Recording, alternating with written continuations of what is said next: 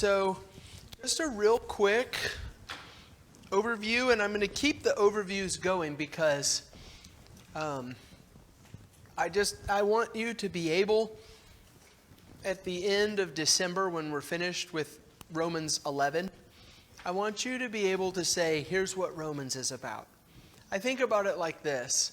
I had one teacher, my very favorite teacher was Marty Pickup. And when we got into the upper division classes for my junior and my senior year, at the end of the class, he would say, bring your computer to class. And there was always one question. And in his Romans class, the question was, tell me about Romans. And just go through the flow. And that was always really useful to me, to be able to just say, here's the book, this is the flow and the argument and all of that. So this is what we've done. Basically two things. All have sinned and fall short of the glory of God. And because of that sin, they are subject to God's wrath. But God has also made it possible by His free gift of grace to be saved, to be justified through faith in Jesus. And so the first part, all have sinned. The next part, all can be justified or right with God through faith in Jesus, and that is grace. That's a gift. And this is what we kind of flowed into in our last couple classes. Therefore, since we have been justified by faith, and here are 5 really good things that come based upon that being right with God. And I would kind of argue, I think it was Kevin and I who were talking about this last time. I think that as we move into chapter 5 and verse 12 tonight, I think 5 and verse 12 is really based on this. But probably peace and reconciliation, they go together. Since we have been justified through faith, we have peace with God. We've been reconciled with God. And now that we can be together at peace and reconciled with God, no longer enemies, now we have something that we're going to talk about tonight because of that reconciliation. That's kind of the flow of this thing. Welcome home, Hill Boys. Okay, anything up to this point with Romans? All right, well, let's just do a couple verses at a time here. Okay, since we have been justified by faith, we now have received reconciliation with God. Therefore, just as sin came into the world through one man, and death through sin, and so death spread to all men because all sinned. So here's my first question for just discussion or to answer tonight if you can. Up to this point in Romans, who has Paul referred to when he talks about all men and all have sinned up to this point? Death spread to all men because all sinned. You can't forget what Paul's done up to this point. Who is that? Ryan? He's including a Jewish audience and a non-Jewish audience. Can you think of any examples? I don't expect you to just off your head quote it, but... You're talking about works of the law and how the Jewish people had the law, but yet the non-Jews did not have a law, but yet there is still a way to do good things, to live good lives even without the law. Yeah, so... Gentiles have this expectation, and Jews have this expectation. All men. Anything else about that? Any other thoughts about it? I do want to show you this. And maybe I wrote this in the margin of my Bible because it's good to remember, I think. Just really fast. We'll blast through these. Somebody yell at me? Okay. This is the thesis statement of Romans. I'm not ashamed of the gospel, for it is the power of God for salvation to everyone who believes. And then he defines the everyone. To the Jew first and also to the Greek. Chapter 2 and verse 6, God will render to each one according to his works. To those who by patience and well-doing seek for the glory and honor and immortality, he'll give eternal life. But to those who are self-seeking and do not obey the truth but obey unrighteousness, there will be wrath and fury. There will be tribulation and distress for every human being who does evil, the Jew first and also the Greek. So his main point here is every single person who has ever existed is subject to judgment for their sinful behavior. Romans 3 and verse 9. What then? Are we Jews any better off? No, not at all. For we have already charged that all, both Jews and Greeks, are under sin. 3:21. Now the righteousness of God has been manifest apart from the law. Although the law and the prophets bear witness to it, the righteousness of God through faith in Jesus Christ for all who believe. For there is no distinction. All have sinned and fall short of the glory of God.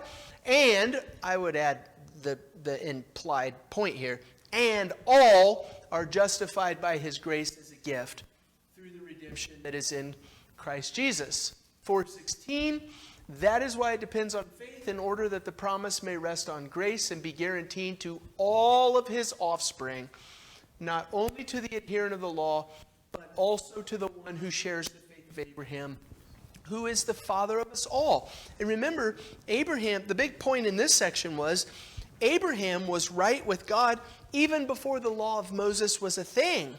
And so all is there. And so here's our verse.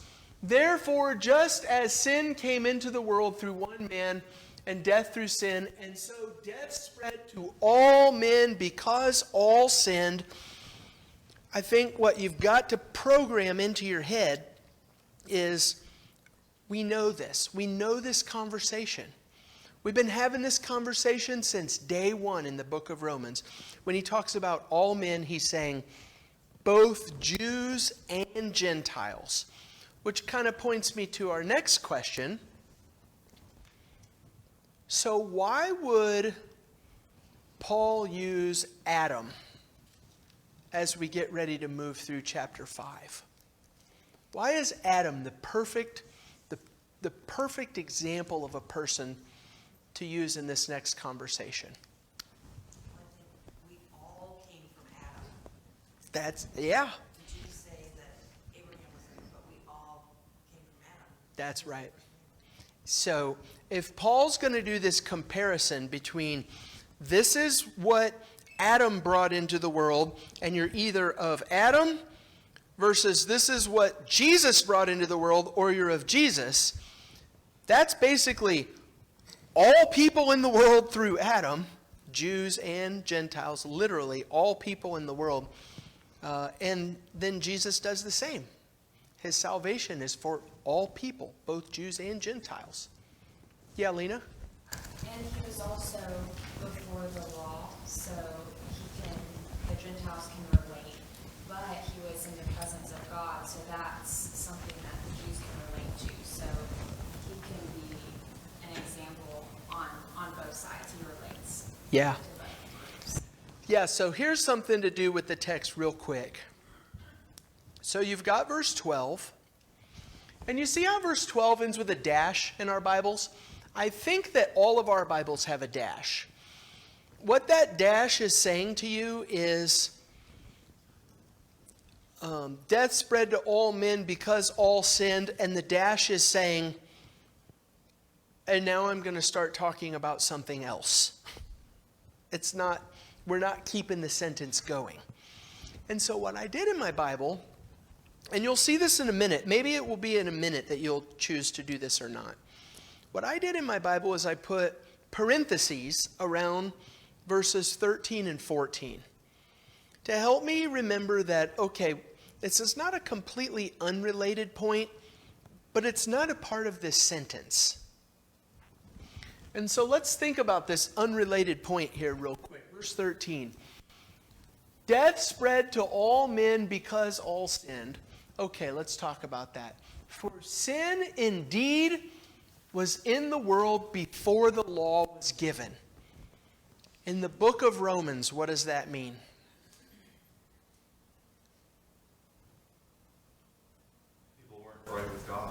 I'm sorry? People weren't right with God, like Cain. Oh, yeah, great example, like Cain. How about this? I've got a couple things on my list, too. Can you give me some examples of sin and people who were not right with God before the law came into the world? Oh, Genesis chapter 6 through 9. I mean, that's kind of a big one, right? There was no law of Moses, but God said, I am done with you all, and sent the flood. What else is before the law?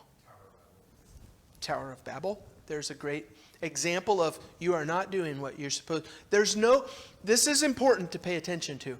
There's no law of Moses that has a piece of paper that says, don't do this, don't do this, don't do this, and you're supposed to do this and this and this. There's no written law, but there still is sin in the world, even though there is no law up to this point. Sodom and Gomorrah.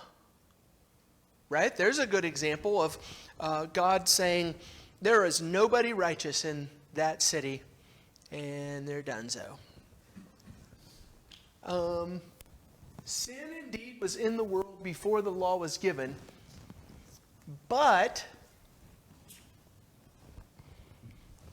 sin is not counted where there is no law. What? I asked you the thing a second ago to give some examples of people being condemned and judged because of their sin before the law. But then we've got this. Sin is not counted where there is no law. Yeah, Ryan? Is that 3:20? For through the law comes the knowledge of sin? Okay. Yeah, I think there is some of that. However, we already talked about Cain and the flood and the Tower of Babel. And so there is knowledge of sin and condemnation. So we need to figure out what's going on here. Do you have something? Well, I mean, is it more of an accounting of sin as a negative? With the law came sacrifices to offset it. So there was no offsetting without the law. So this is, I don't know because Melchizedek was a priest. I never thought of it before until you said that thing, but yeah, I don't know about that. Kevin, you got something? I was thinking that it was more along the lines of just like a logical explanation of how law works. Like in our current system of government, homosexual marriage was made legal. As Christians, we would say that's a sin, that it's ethically immoral. But it's legally okay as far as the law goes. So if there's no law against something, it may still be ethically immoral. It may still be a sin, but there's not a law to judge against you for it. Okay. I understand what you're saying, but I think I'd have to have some time to process that. I'm thinking of marriage too. No, the marriage and then divorce especially. I think that would fall into your, just because something is illegal doesn't mean that it's moral. And so it's that what's on the books that's a part of this conversation. If there are no books, then what's on the books? Well, nothing at this point. Yeah, so he said it's not counted.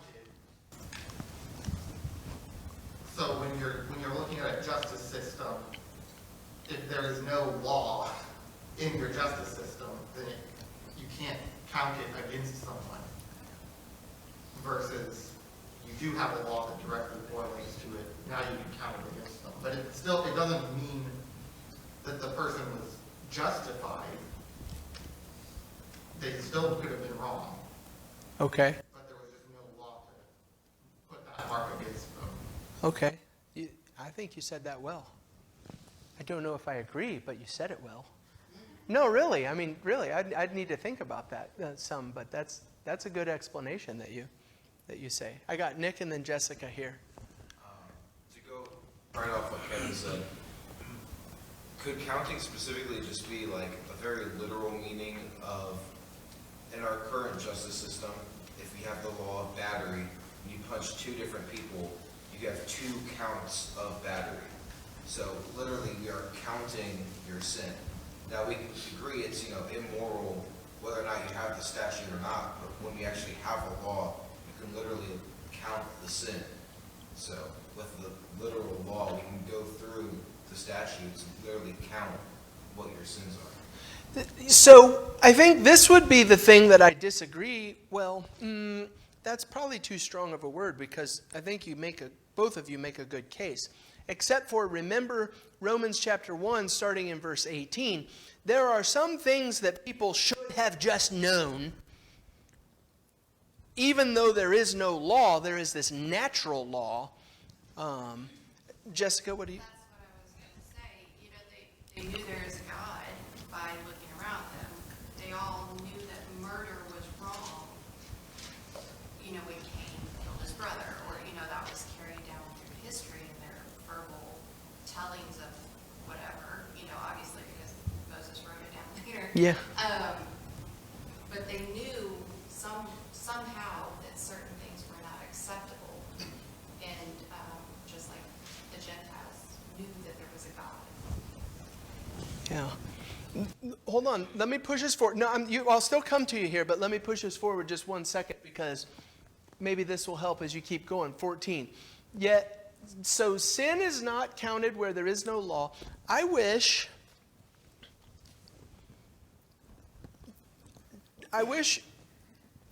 we need to keep the conversation going, but I wish there was no period there, and I wish there was no verse division there.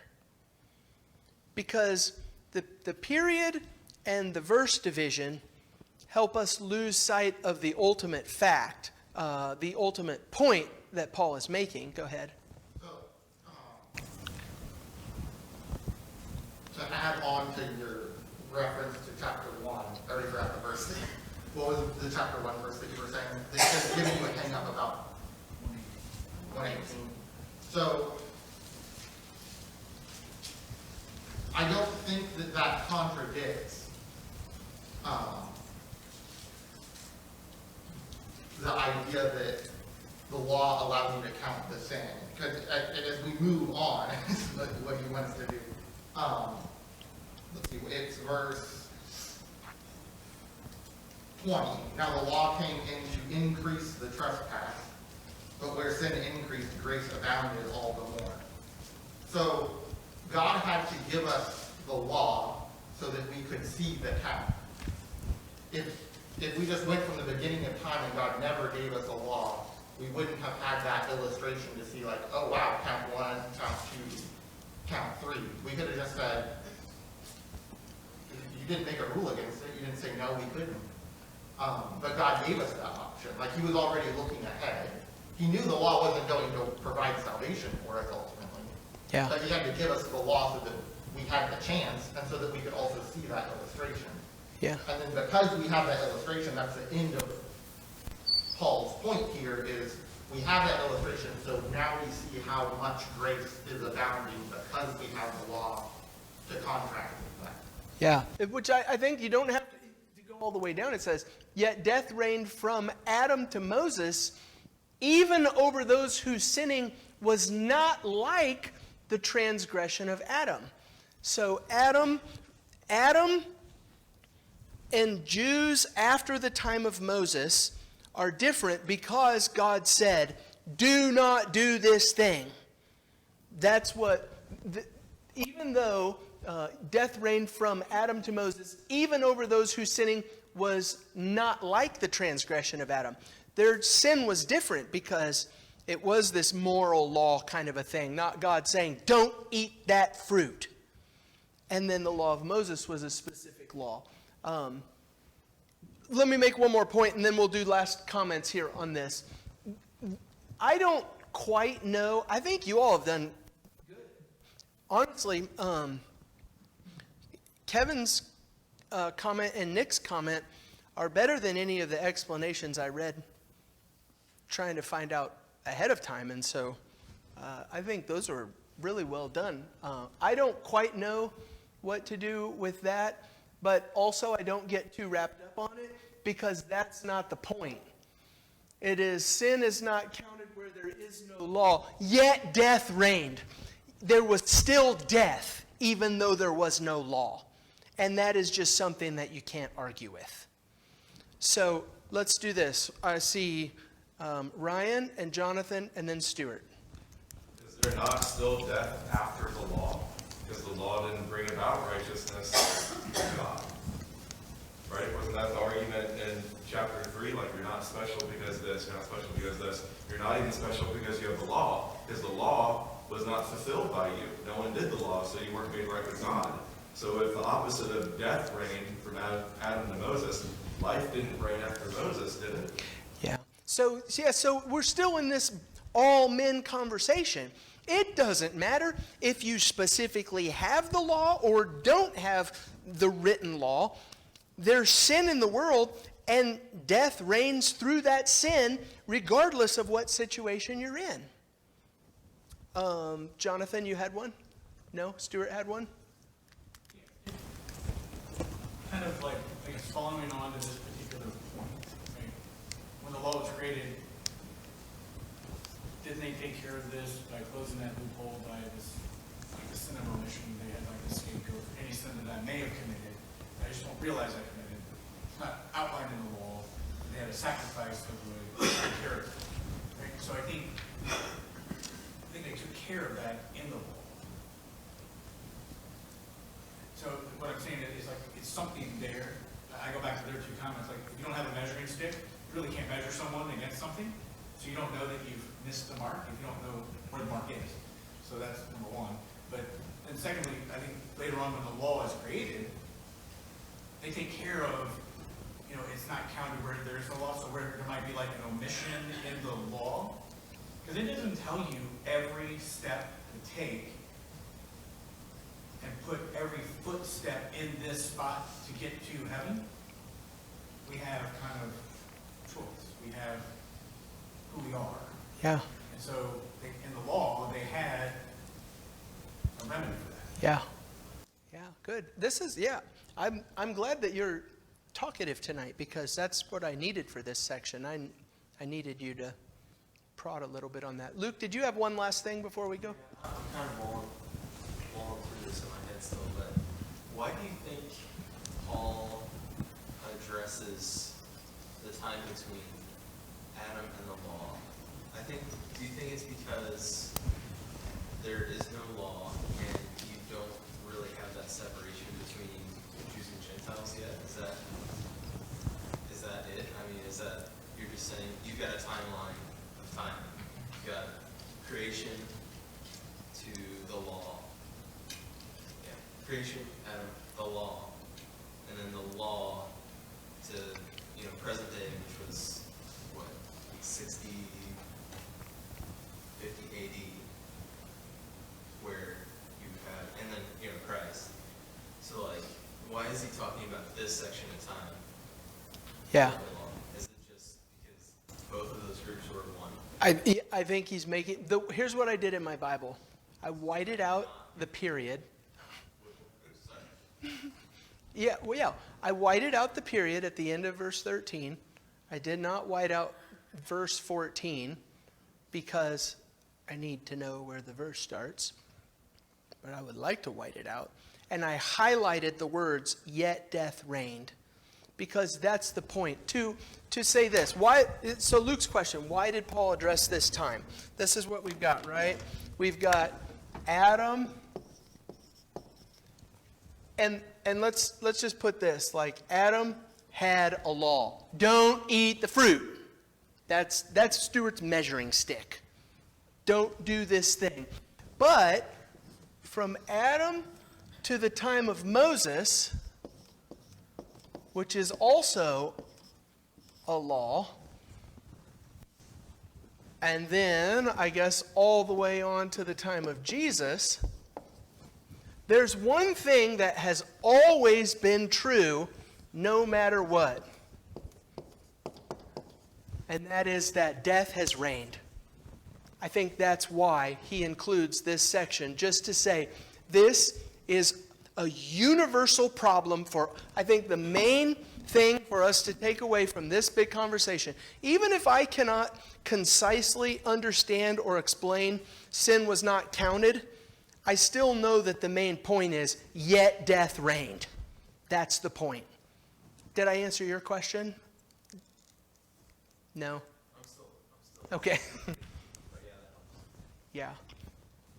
Okay, so that with that, yet death reigned, in this little parenthesis section, here's what we're going to do. We're going to pick up the conversation. And I think verse 15, then, verse 15 is really the one true point that Paul is trying to make throughout this big section. So this is, I don't have verses 13 and 14 in the gap here, so you can see, like, this is the comparison. Just as sin came into the world through one man, and death through sin, and so death spread to all men because all sinned. That's the Adam situation. But the free gift is not like the trespass. Grace is not like the sin, because all sinned. And grace through Jesus is not like that. And so what we're going to do is we're going to spend the rest of our class filling out this chart one verse at a time, where we say, this was like Adam, and this is what Jesus does. And this is like Adam, and this is what Jesus does. All the way through. Good? Are we good there? Questions or... So the first one in verse 15. For if many died through one man's trespass. I tried to explain that last time. Yet death reigned. I tried to explain that last time as God said, in the day that you eat of the fruit, you will surely die. And Adam and Eve ate the fruit. And they didn't keel over physically dead at that moment, but they were kicked out of the garden. They were removed from the presence of God because of that sin. And all of us have suffered the consequence of that spiritual death, to be separated from the tree of life in the presence of God because of that. So if many died through one man's trespass, much more have the grace of God and the free gift by the grace of that one man, Jesus Christ, abounded for the many. So on each one of these boxes, here's what I'm going to have the same question for each one of the boxes. What is the thing that's being contrasted? This, but how much more this? What do you think is the thing that's being contrasted here on this verse 15 one? Many died versus, do we see life over here? I think we see life through grace as the removal of death because of our trespasses. Okay, so it'd be death through Adam, grace, life through Jesus. Also one man Adam versus one man Christ. Okay. I mean, yeah, so it's going to be Adam versus Jesus in every single one. I think that this will be an easier question as soon as we get all, let's see, I think we have 1, 2, 3, 4, 5, 6. I think we have 6 boxes to look at tonight. And once you draw all of them out, it may be easier because you think, well, they all sound the same. But there's one little piece in each one that's different. I kind of get the sense that the free gift is a credit to your account and the trespass is a debit to your account. Yeah, so that counted thing. This is what I highlighted on mine. I think many is the point. It's the word that's used in both sides. And I don't think that you're wrong in what you've said. Like, obviously, what you've said is right there in the text. It's the point. But I think that what Paul is doing on this one is you've got, okay, when Adam messed up and did this thing, here's his point. Many people suffered for it. In fact, we've already talked about all people suffered for it. But when Jesus did this thing, many people, all Jews and Gentiles, can receive the grace that God is offering. I think this is only my opinion. I don't disagree, again, with the things that you've said, but I think that the main point in this one is going to be the word many, that lots of people suffered because of what Adam did, lots of people benefited because of what Jesus did. Any other thoughts on that? Yep. Nick? This may be off the point, but the second half of verse 15, the Jesus part, do you think it's talking about the people that have access to the grace of God or people that accept the grace of God?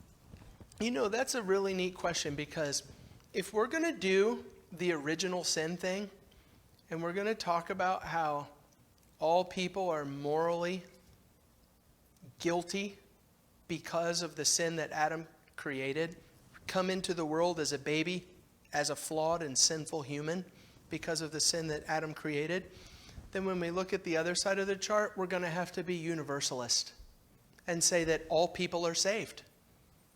Well, maybe there's something else going on. That's not really the way that I think this is pointing. I know I didn't answer your question, but that's what I think about with that question. If we're going to do original sin, then we're also going to do universalism, where all humans are saved regardless by the grace of God. Verse 16, the free gift is not like the result of the one man's sin. For judgment following one trespass brought condemnation, but the free gift following many trespasses brought justification. What's the contrast there? With Adam you get this, with Jesus you get this. What's that? What's the one?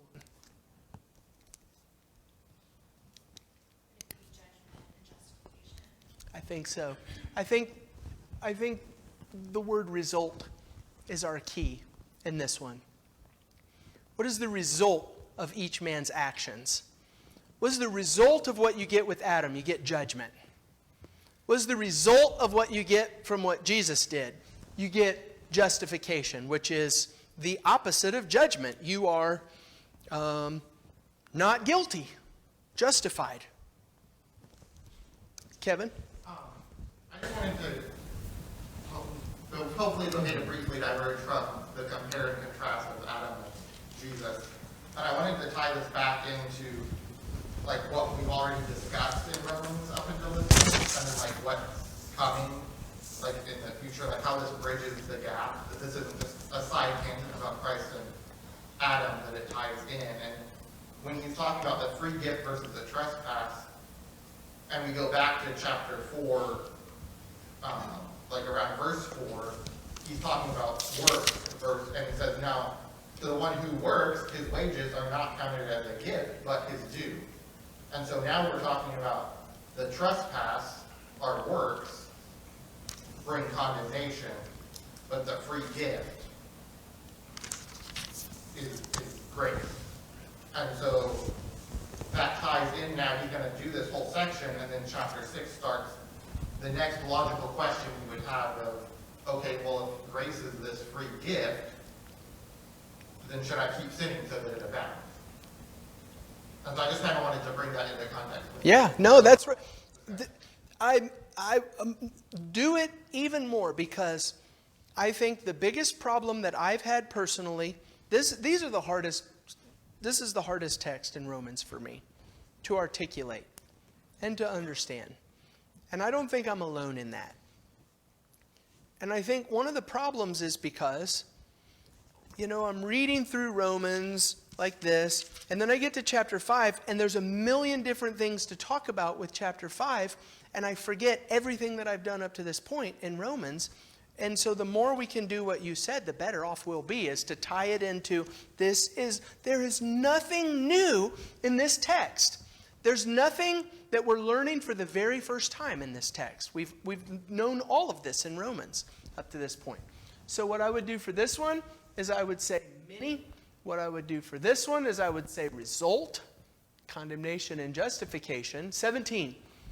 For if, because of one man's trespass, death reigned through that one man, much more will those who receive the abundance of grace and the free gift of righteousness reign in life through the one man, Jesus Christ. What's the contrast there?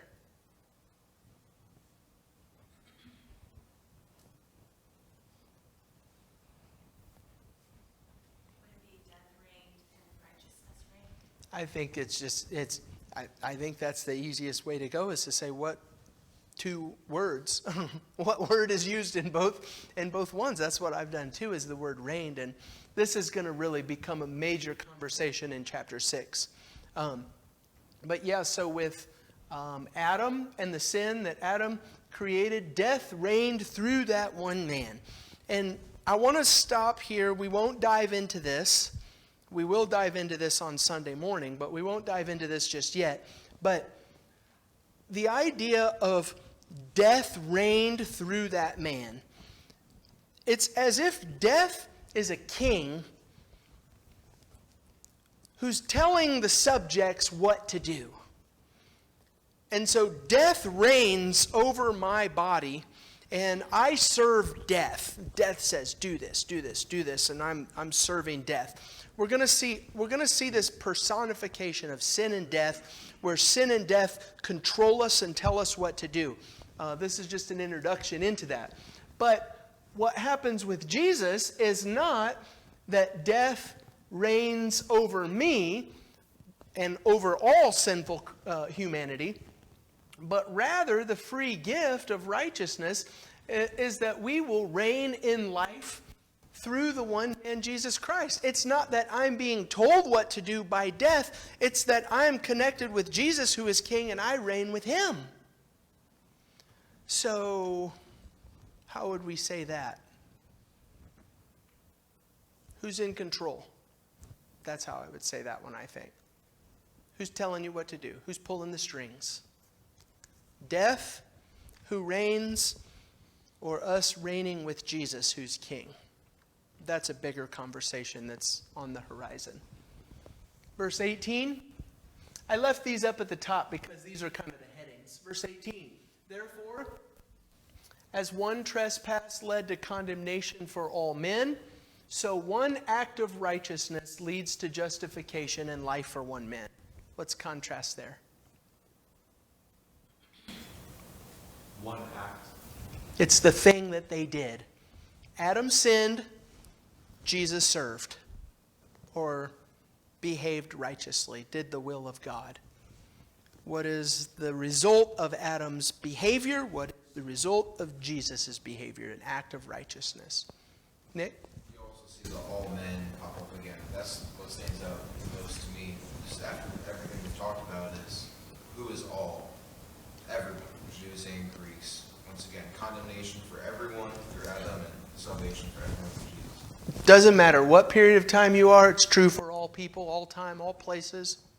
Yeah, right on. 19. For as by the one man's disobedience the many were made sinners, so by the one man's obedience the many will be made righteous. You can do 2 if you want.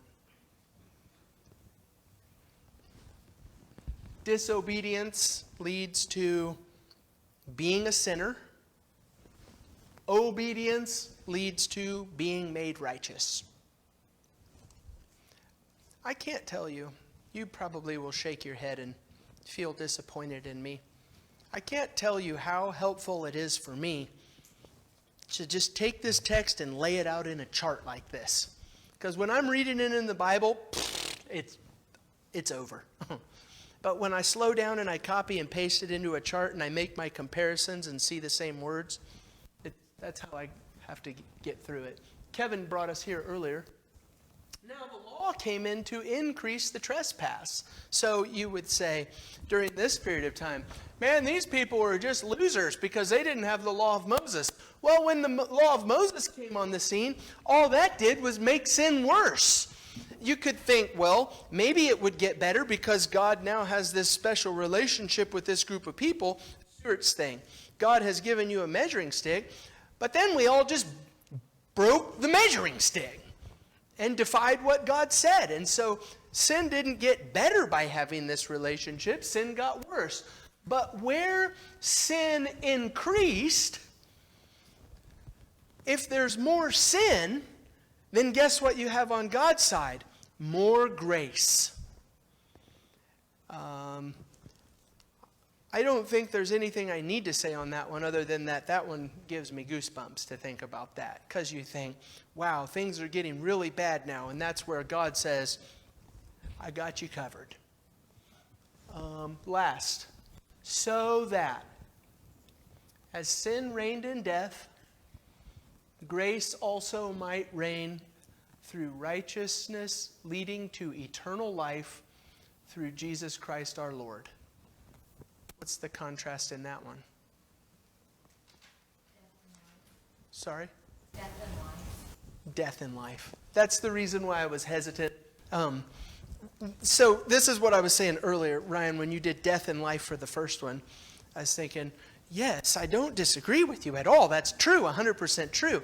But as you go through each one of these and you're like, well, death and life is specifically said in this one. So let's go back to the first one.